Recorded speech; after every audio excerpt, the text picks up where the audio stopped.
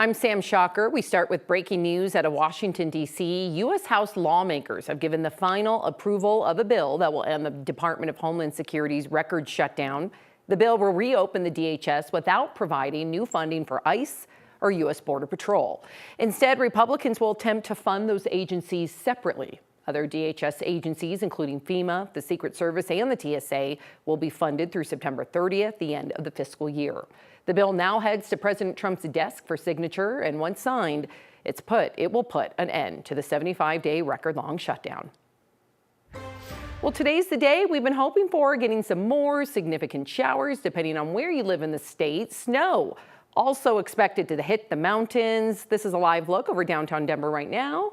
Looks gloomy. Hopefully we get more rain than expected. And for the mountains, let's take a look at Arapahoe Basin. It looks like that there are some flakes there. It's hard to see. It's a little hazy, but they were falling earlier this morning. So has there been any change in the forecast? Let's check in now with our senior meteorologist, Chris Bianchi. Hey, Chris. Hey, yeah, unfortunately, I will say that it's not looking like we're going to be dealing with our biggest rain event in 7 months. I think we are, that forecast here in the last 24 hours has changed, that here in Denver we'll be lucky to get a quarter-inch of rain. We'll take it. Again, any rain now and having 5 consecutive days with some rain, with cooler temperatures, the clouds, it helps, right? It increases the soil moisture. It's not a drought denter even, but it does help out with near-term fire danger. So there are benefits from this, but unfortunately for Denver on north, we're not going to get a ton of rain out of this. The Eastern Plains, though, you are seeing, this is drought denting rain in Burlington on west about Lyman. Again, this several days on end now, it is making a difference from Lyman on east through Hugo, Flagler, Stratton on east towards the Kansas state line. West of Byers and Strasburg, we're not seeing anything here in the metro yet. Along Highway 50 from kind of Woodland Park on south, we're seeing some of those snow showers here in the Rampart Range, as well as west into the Saguache and Wet Mountains of central Colorado. And then a little further north, we're seeing some snow shower activity along the I-70 corridor between Glenwood Springs and Idaho Springs. We'll see those snow showers continue. Winter weather advisory in Teal, 5 to 13 inches of snow. Winter storm warning for our southern mountains, as much as 20 inches of snow above 11,000 feet, where well, nobody lives, but you will see some of that snow there on Levita Pass, and that will make travel a bit of a difficult ride for you in some parts of the high country. I'll get into details on those rain totals for the metro area and time it out for you in just a few minutes.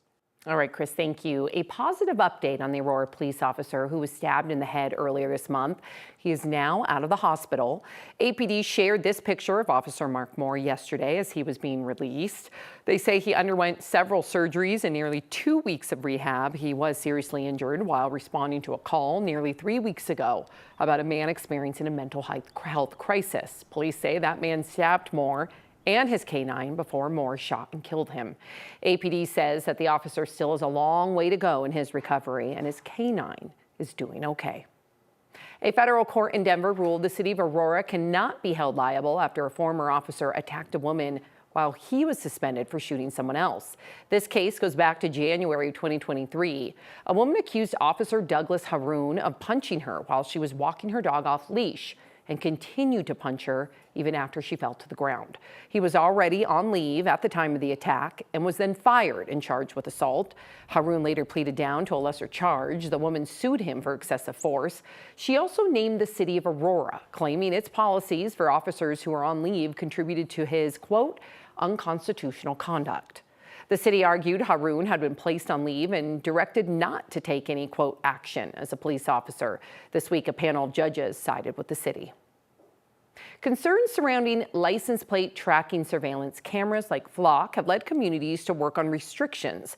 There was also a bipartisan bill to establish rules in the state, but that bill has been abandoned. It would have required officers to get a warrant to access license plate reader databases if it's more than 72 hours since a crime. Supporters say it was about protecting Coloradans' privacy. Opponents, mostly law enforcement, say modern investigations need modern technology.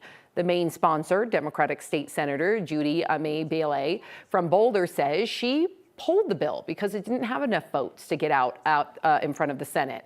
Also, Democratic Governor Jared Polis, he has signaled he would veto the bill if it passed.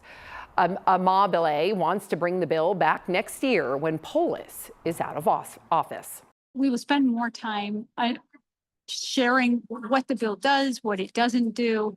It will be more clear when we introduce it because we learned a lot about where the misunderstandings came from. So the bill that we introduce next year will have a lot more clarity right out of the gate. In the meantime, Amabile is encouraging local governments to pass their own regulations on license plate surveillance cameras.